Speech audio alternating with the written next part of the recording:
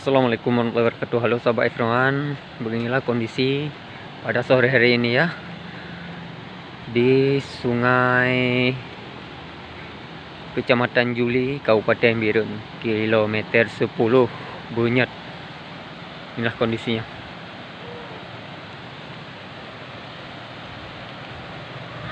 Ini sudah turun hujan lagi.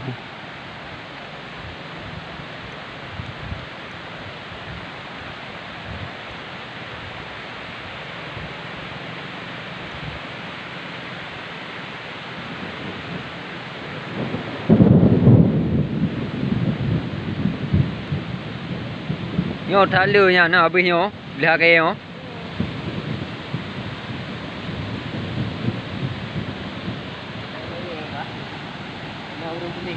Hah?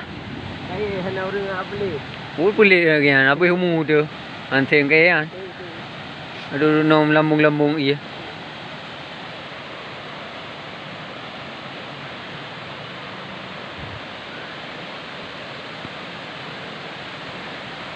Katrol lah mana? Kau mang ada kemawi yo. Lalu ngayu. Ah.